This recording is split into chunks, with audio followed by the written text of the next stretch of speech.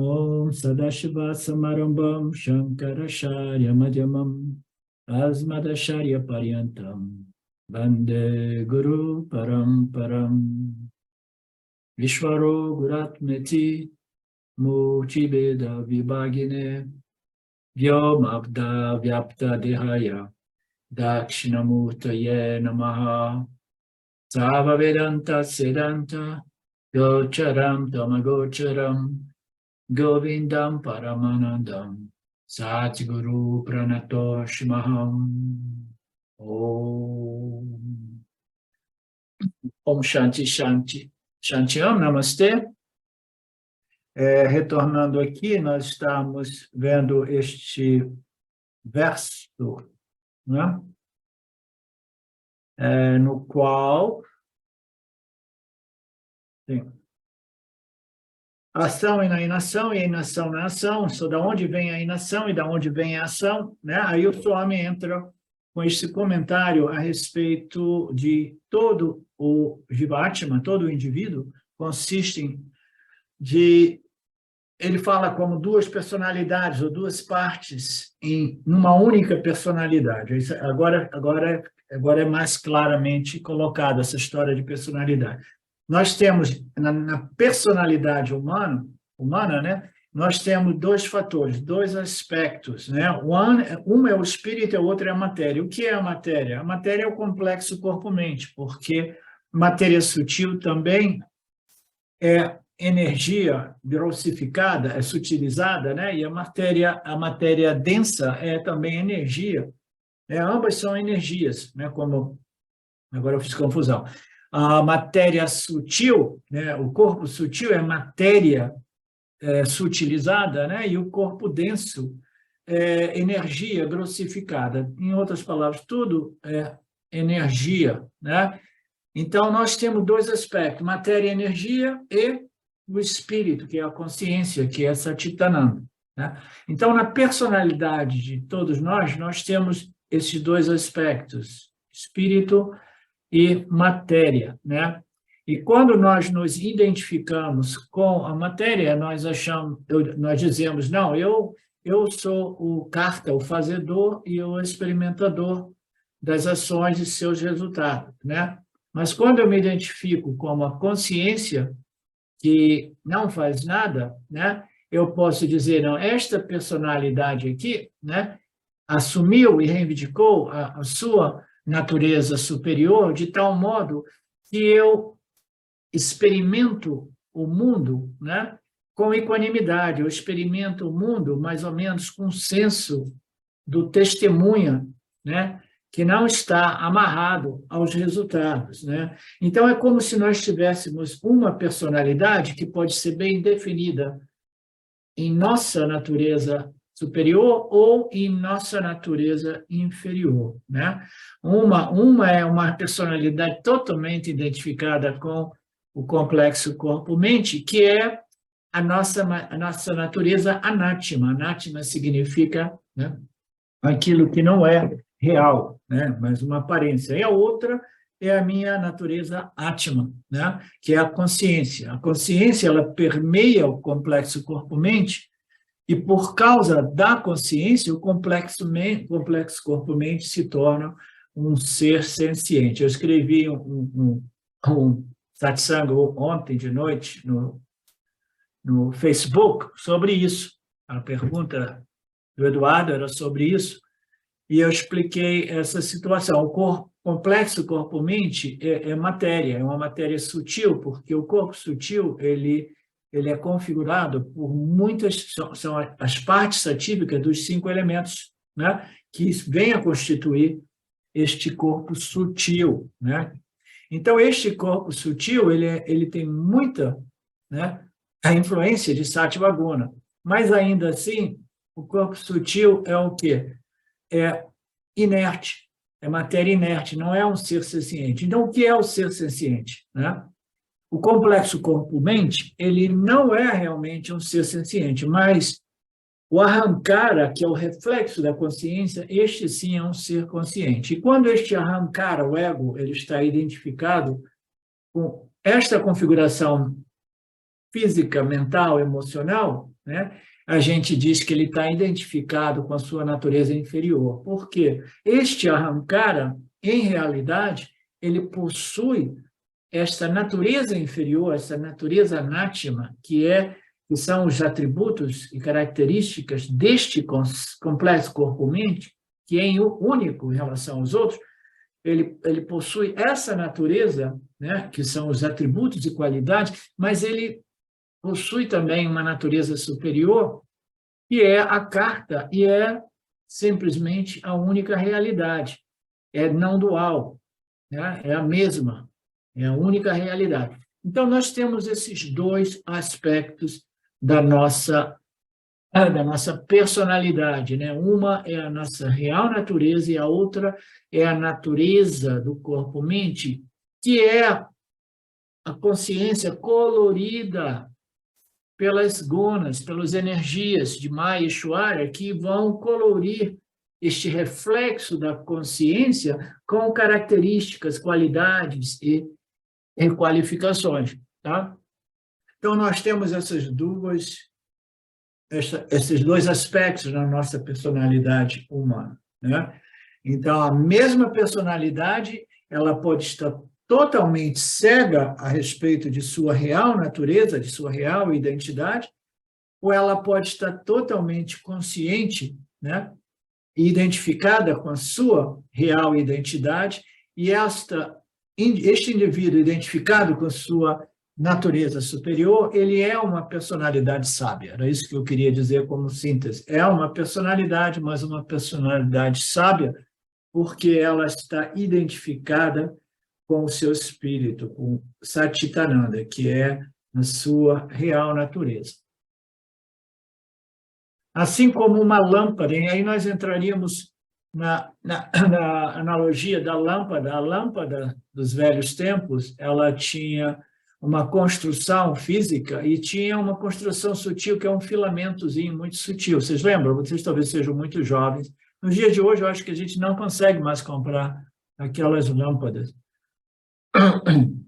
Na Índia, talvez ainda sim. A lâmpada tem o filamento, né? Então, a parte externa, o bulbo, né? Ele é comparado ao nosso corpo físico, e o filamento é comparado ao corpo sutil, né?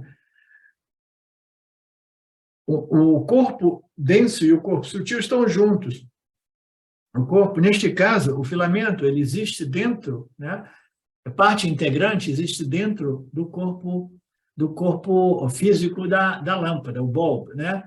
Então, essa conjunção irá produzir a luz, né? Mas, além do corpo sutil da lâmpada e do bulbo da lâmpada, existe um fator mais essencial, mais real, né? E esse princípio é o princípio sem o qual, né, o filamento jamais produz o brilho chamado de luz, né? E esse princípio é a consciência. Então, nesta analogia, a consciência ela é comparada à eletricidade, e os corpos daquelas lâmpadas do passado, né, eles são, né, representados pelo filamento e o bulbo da lâmpada, né?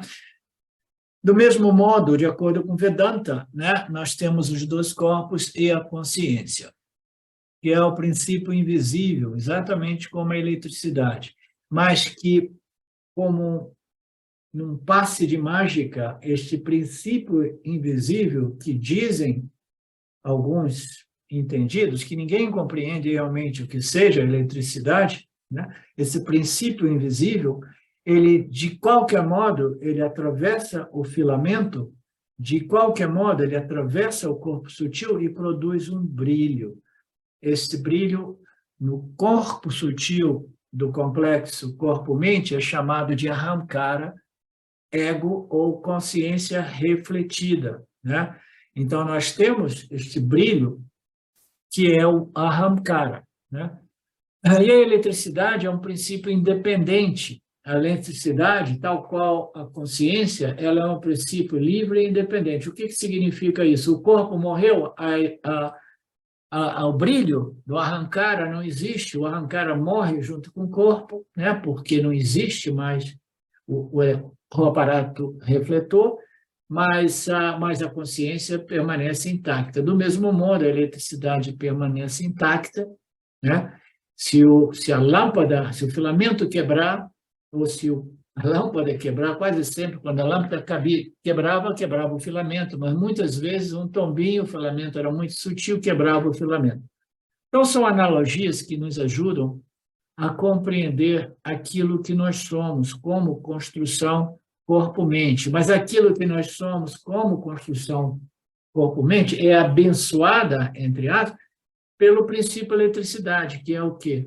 Que é a consciência, sem a qual o Ahamkara é inexistente. O Ahamkara depende disso, né? Portanto, quando a lâmpada queima, a eletricidade não desaparece. Se você tiver alguma dúvida, você coloca o dedo na corrente, né, do fio elétrico e você vai obter mukti imediatamente, né? O que é o mukti? O mukti é um choque que vai te mandar, né, além desta dimensão física, né? Você obterá o Videha Mukti, uma fusão com o Brahman imediata. Então, é invisível, mas está lá apenas por causa da sua presença, produzindo o brilho da lâmpada, produzindo o brilho do Ahamkara, né? Ok. Da mesma forma, se diz que no Vedanta, o corpo-mente é abençoado pela consciência. As lâmpadas são inúmeras, né? Mas a consciência é uma. As lâmpadas são tantas, a eletricidade é uma. Os corpos-mentes são inúmeros, mas a consciência é una, né? É a mesma para todos os corpos-mentes, né? Então, esse é um outro ponto que às vezes as pessoas não gostam. O quê? Nós somos todos um. Essa ideia de que, não, eu compreendi a não-dualidade, significa que nós somos todos um. Aí as pessoas pensam que, sim, isso é não-dualidade, a espiritualidade avançada, significa que nós somos todos um, que a gente precisa se unir. Vamos dar um abraço planetário, todo mundo se abraça, né? Aí a gente vê, nós somos né? Um ser constituído por muitas partes, nós somos um, né? Não, nós somos a única realidade. E essa realidade, que é a consciência, não é uma realidade uma ou una feita de partes, entendeu? Você entende, Marina? Não é aquilo que nós somos, não é uma realidade una, não dual, feita de muitas partes. Não. Não, nós somos simplesmente a consciência una. Só existe a consciência. Isso é que significa a não dualidade. Então, esta consciência, ela abençoa e vivifica o corpo-mente, produzindo o brilho do Ahamkara, né? Então, existe uma infinidade de complexos corpo-mentes, existe uma infinidade de... agora eu lembrei o que eu queria dizer com aquele parênteses. Existe uma infinidade de complexos corpo-mentes, né? Mas existe somente o quê? Uma consciência, né? E isso é um outro ponto que pega, às vezes. As pessoas entram na espiritualidade, começam a contemplar diversos conceitos que existem por aí, e depois elas não querem abrir mão das características individuais daquele complexo corpo-mente. Ela, não, nós somos uma, mas eu permaneço o mais especial de todos, né? Não, a minha individualidade, eu não quero abrir mão. Nós somos um, vem cá, vamos dar um super abraço. Mas eu permaneço aquele que é o melhor de todos, né? O maior de todos, né? Não. Então, a consciência é uma, e é a coisa mais comum que existe, né?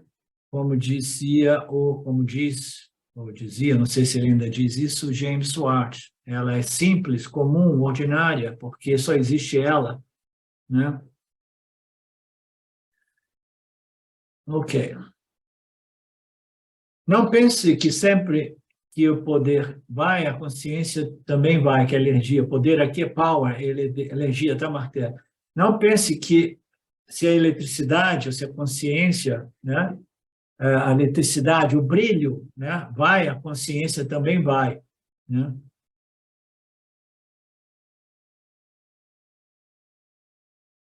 Não, não pense que se a eletricidade acabar, em analogia, podemos dizer que de vez em quando a consciência também vai, porque na analogia na Índia, the power, a eletricidade cai muito, né? Então, como você cai, nós estamos fazendo essa analogia, não pense que também pode haver uma queda, né, na consciência e ela simplesmente ela para de abençoar todos os corpos mentes. Não, essa é uma analogia que não cabe, tá? Portanto, é como a eletricidade, você é tudo. Você é o corpo, este corpo são todos como lâmpada, abençoados pela consciência, que nunca tem um apagão, como a rede elétrica às vezes tem. Agora estão dizendo que vai ter um apagão sério. Já estão anunciando aí, os donos do mundo estão anunciando esse apagão. O corpo é vivo e sensível e capaz de transacionar com o mundo quando abençoado pela consciência. A consciência não faz nada, ela simplesmente, por natureza, ela brilha nos corpos sutis de todos os indivíduos, né? De todos os arrancaras. O princípio corpo-mente é chamado de ahamkara, que é o anatima, ou não ser, ou ser aparente. O princípio consciência é chamado de atima, ou dehi. O princípio consciência é chamado de, o princípio da consciência é chamado também de atima, que é o mais comumente chamado, e o outro é ahamkara. Sobre este atima e anatima estudamos detalhadamente no segundo capítulo, e seria ótimo se vocês pudessem revisar.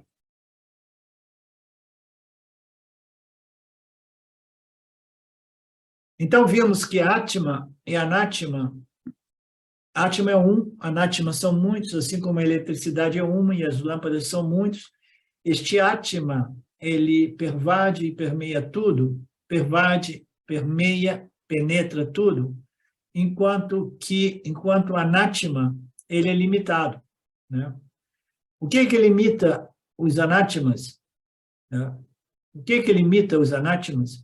A consciência é ilimitada e o anátma, que é o corpo-mente, é limitado, né? O que limita esses corpos-mente? Quem é que poderia me explicar, me dizer isso?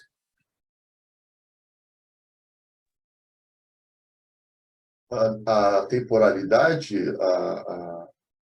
a não existência, ou pelo menos... Sim. A gente sabe que todo a anátma, que é toda a configuração de Maya, todo o corpo-mente, é limitado, entre elas, é limitado pela temporalidade, que é uma lei fundamental em Mitya, né? Tudo que é criado é destruído. E isso é uma limitação muito desgostosa para os Jivatmas, né? Mas eu estou perguntando mais assim, o que é que impõe este limite, esta limitação a todas as configurações corpo-mente? Aquilo que impõe esta limitação, que não está presente no Atma, né? O que impõe é o quê? São os gunas. O que impõe a limitação são os atributos e qualidades. Por quê? Porque eu me defino através dos meus atributos e qualidades, que são funções dos gunas, né?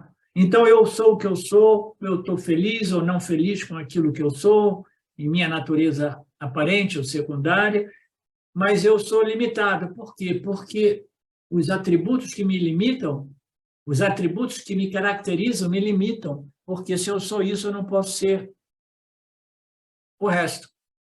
Entende? Então, a própria caracterização, ou atributos, ou qualidades de qualquer configuração é limitante, né?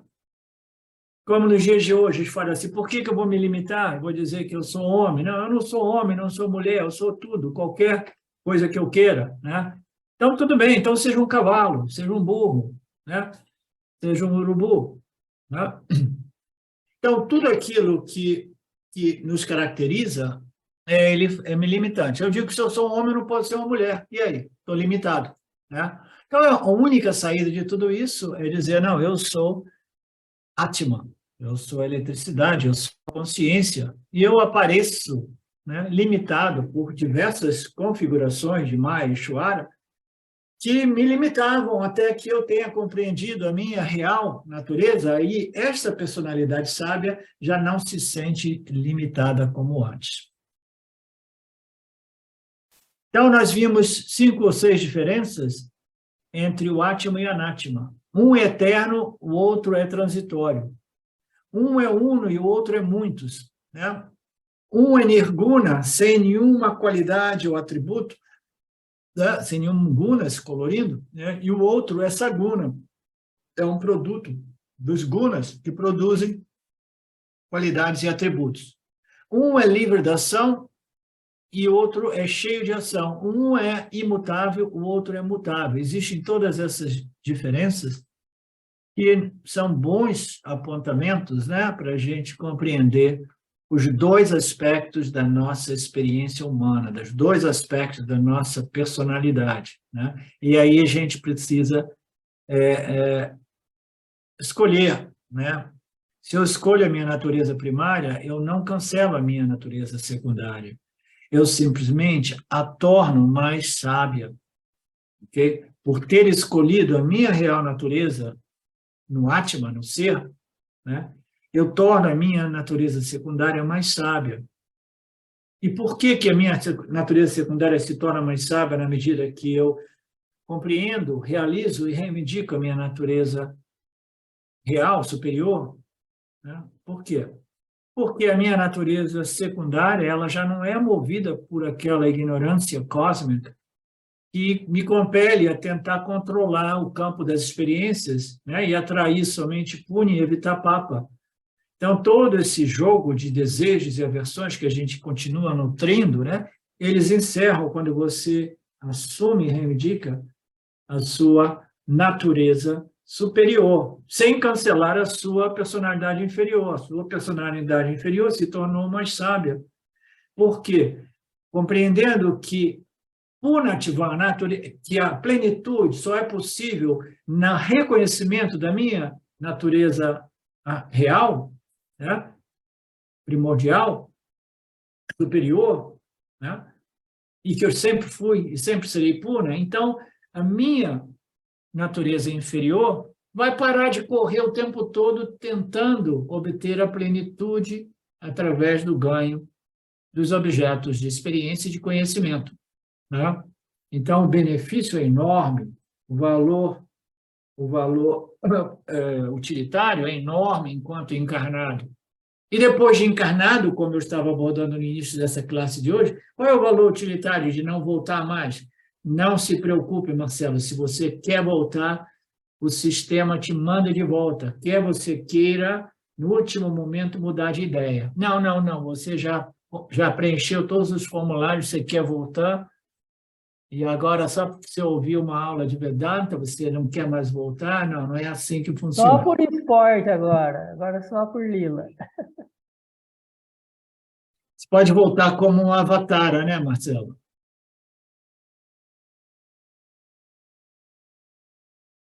Você volta não sob a contabilidade do seu karma pessoal.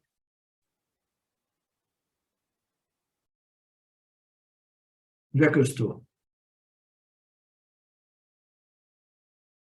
Então, nós vimos tudo isso. Vimos e gostaria de solicitar que você desse uma olhadinha nesses ensinamentos do capítulo 2 sobre as diferenças entre o Atma e Anatma. Nós vimos que a consciência é um princípio todo pervasivo, como o espaço, que não pode fazer nada, porque não existe, né? Não existe onde ela possa se mover, porque ela cobre todo o espaço, além do espaço, que não é espaço, o espaço e o tempo ocorrem dentro do âmbito da sua existência, né? Portanto, nenhuma ação, nenhum movimento é possível. Qualquer ação envolve movimento físico, a ação mental envolve movimento mental, que é chamado de pensamento-movimento. Portanto, né, é uma forma de karma, é uma forma de ação. E tudo o que pode se mover, e tudo o que não pode se mover, não faz ação. Se não faz ação, não é sujeito às leis do karma. É por isso que o espaço não pode fazer nenhuma ação. O espaço físico que nós conhecemos não pode ir de um lugar para o outro, porque ele está cobrindo tudo. O ar, sim, pode se mover dentro do âmbito do espaço. O fogo pode se mover também, a água, a terra, mas o espaço não. O espaço é um grande símbolo daquilo que nós somos como Satchitananda. Considerando que o espaço é a carta, e, portanto, a primeira lição de Krishna é enfatizar neste verso que o princípio da consciência é livre da ação. Portanto, aquele que compreendeu a inação na ação, compreendeu a sua real natureza. Aquilo que não se move e aquilo que, aparentemente, produz todos os movimentos através das energias de Maya.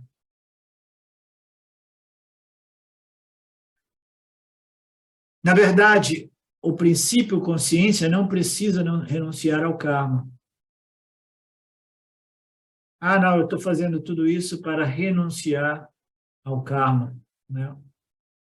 É possível renunciar ao karma? Isso é o tema que nós vimos muito, né, nas aulas passadas. Não, os karmas acontecem, as ações acontecem por elas mesmas.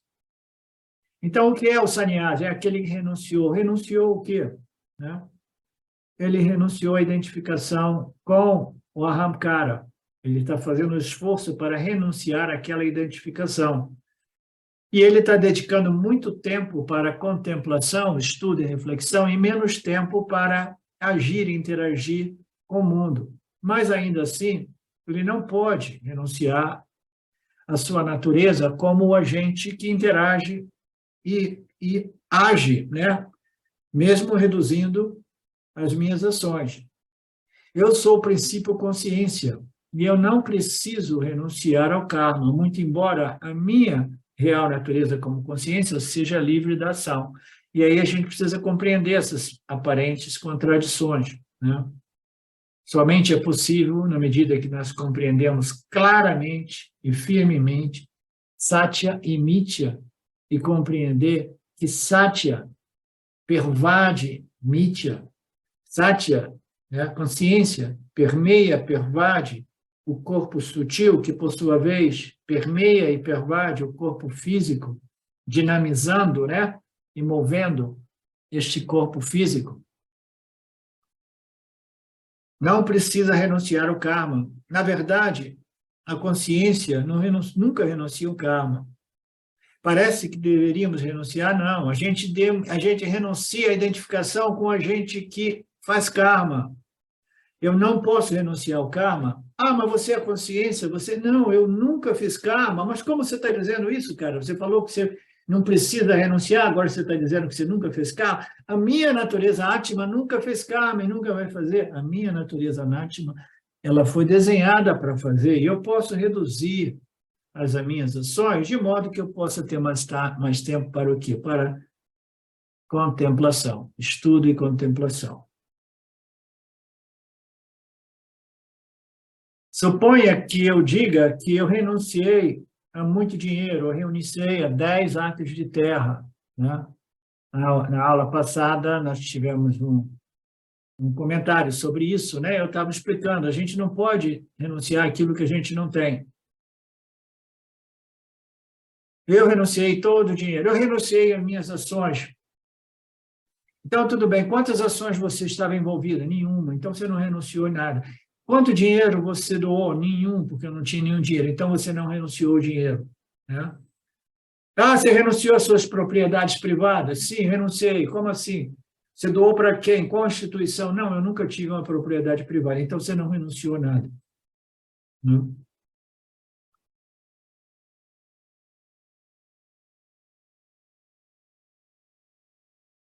Se eu puder abrir mão do que eu não tenho, eu doarei essa terra para as pessoas. Essa é a minha renúncia. Ah, se eu tivesse, eu doaria. Então, eu sou um renunciante. Não. Portanto, desistir, renunciar somente é possível quando eu possuo algo. E Krishna quer dizer que o princípio consciência não possui nada. está livre do karma, está livre do sentimento de eu e meu, né? Então, a consciência não é a carta livre da ação, porque renunciou à ação. A consciência está além da ação e da inação. Então, a segunda lição de Krishna é que o complexo corpo-mente, chamado também de Ahamkara, nunca pode estar livre da ação. Porque é uma entidade finita e é uma entidade material, é feito de matéria. Se você estudar ciência, né? Ciência física ou física quântica, a gente vai observar que a matéria não é realmente aquilo que parece ser, né? Então, nós somos um saco, né, de átomos, né, de substâncias variadas, né, reunidas, um saco de químicas, alguns diziam, uns tempos atrás. A gente chama isso de um saco bioquímico. A bioquímica só é possível porque o corpo consiste de substâncias químicas, que é material. Se você quiser estudar isso do ponto de vista das escrituras védicas, vedânticas, o corpo é composto de quê? Dos elementos, né? E a matéria está em eterno movimento. Então, o que o Swamiji está apresentando aqui para a gente, né, é que você não pode abandonar o movimento, porque aquilo que parece ser a matéria é energia em movimento, como eu tinha dito no início. É o outro ângulo da compreensão de que você não pode realmente ver a inação absoluta, porque dentro da inação absoluta existe a ação em potencial e existe também a ação, porque até mesmo a matéria não é realmente inerta e imóvel. A matéria é energia em movimento. Quando a gente vê a matéria inerte, né, uma matéria, a parede, né, se a gente for cientificamente estudar isso, a gente vai encontrar ela formada por átomos, muito espaço, né, e dentro do átomo, né, na estrutura, né, subatômica, ainda mais espaço no qual nós encontramos os nêutrons, os prótons e o elétron, né, e aí tem pessoas que querem estudar essas energias e descobrem ainda mais aspectos subatômicos, né? Então, no final das contas, existe espaço e energias em movimento. E a gente pensa que a parede é imóvel. Mas, se nós observarmos no seu nível mais sutil, nós vimos que tudo é energia em movimento. Assim, uma pessoa escreveu o Tao da Física, neste livro, ele deu a imagem da dança eterna de Nataraja, Shiva, o dançarino cósmico. Então, este cara, né, que é o Frijol Capra, ele escreveu, né, uma matéria física que é considerado o Tao da Física, né? Nataraja, que é Shiva, o universo manifesta como uma dança eterna. Como você sabe que ele está dançando eternamente? Como você sabe? Se você olhar para a jata, as tranças do cabelo, né, dessa imagem, você vê que elas estão horizontais, o que significa que Nataraja é em total movimento, porque você não pode fazer uma imagem, uma estátua, né, ou uma escultura de Nataraja e colocar os cabelos em horizontal, a menos que Nataraja seja um princípio em total movimento. E os cabelos estão sempre girando em posição horizontal. É um movimento feroz, porque o universo nada mais é do que energia em movimento. A Terra move, todos os astros cósmicos movem, no macro e no micro, tudo é movimento.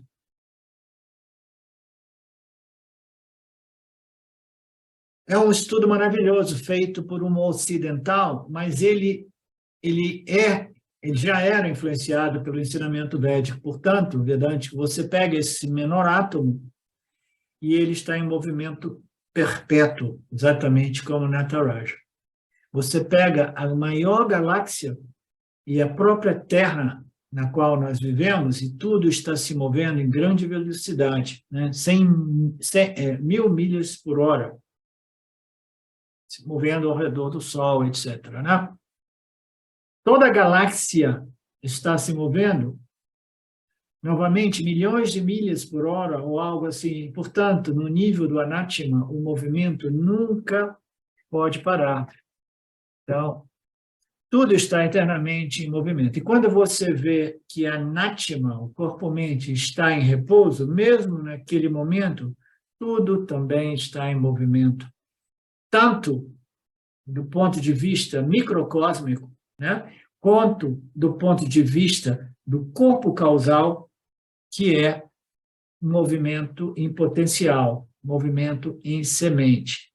O que estaria em modelo, em molde potencial ou semente em relação ao movimento? As nossas vassanas, as vassanas do complexo corpo-mente. Então, as vassanas do complexo corpo-mente, que é um fenômeno mental, né, Jiva-Atma, né, elas estão em movimento, mas elas estão suprimidas através de um determinado estado, como o estado do sono profundo. Mas a natureza substancial do corpo-mente, que é a sua fisicalidade anatômica, está sempre em movimento, porque tudo é energia em movimento. Aí o Swami entra na questão, quando você está planejando algo, você tem um projeto e você quer coordenar o seu projeto.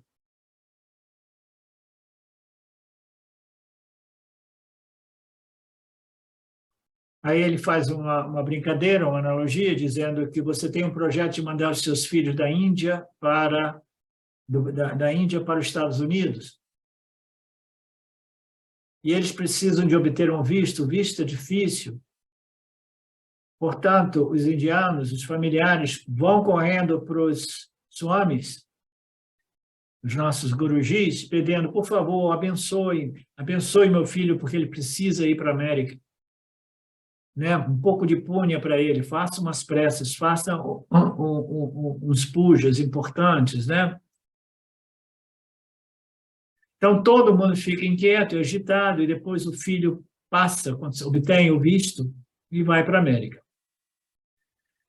Mesmo que eu não esteja fazendo nada, né, a minha expectativa de que meu filho obtenha o visto para andar na América causa muita agitação, muito movimento, muita tensão.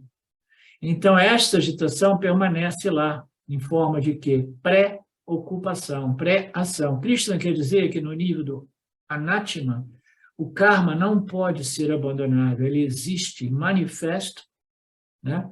E ele existe em potencial de manifestação como Sanchita Karma, né? Tudo está lá sendo cozinhado no corpo causal, criando, né, alguns desconfortos que às vezes nos impedem de dormir.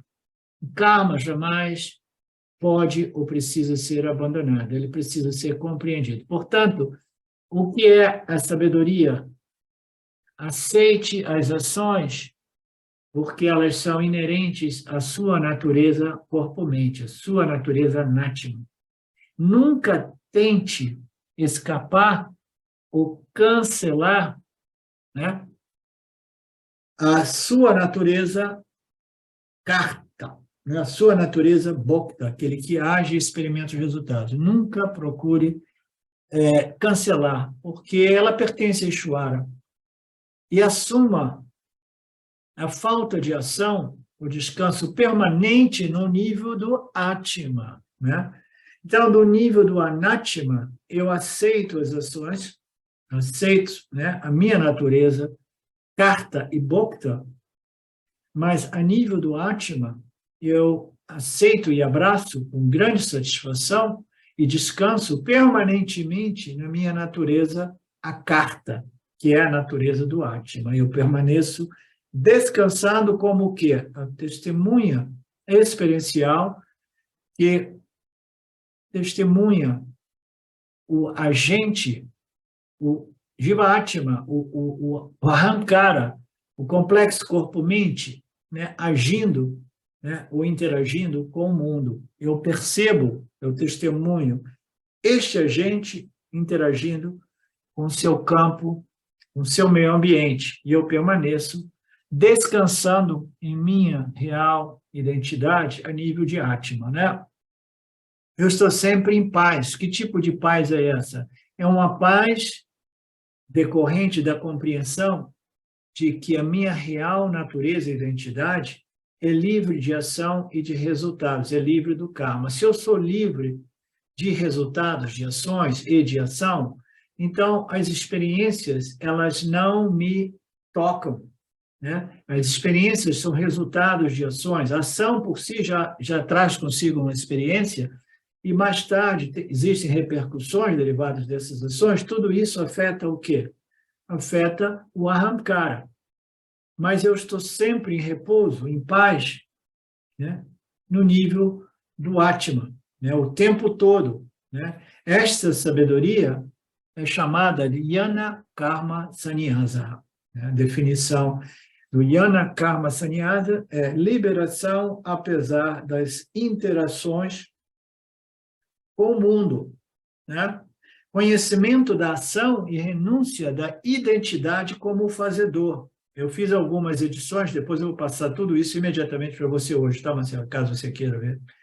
Conhecimento da ação, a respeito da ação, e renúncia da identidade como fazedor.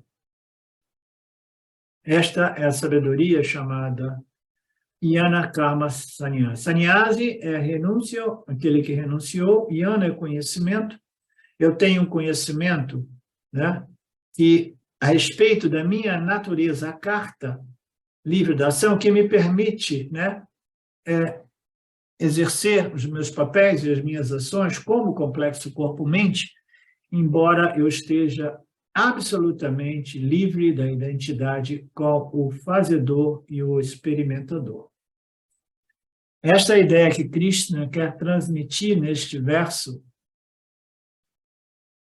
Karma e a karma, aquele que vê a ausência da ação na ação e aquele que vê a falta da ação do Atma vive permanentemente em paz. Então, ele encontra paz na inação e ele encontra paz na ação, apesar da ação. Ao parar a ação, não espere obter paz, isso é bacana. Ao parar a ação, não espere que seja a chave para obter a paz. A paz precisa ser obtida apesar de nossas interações com o mundo.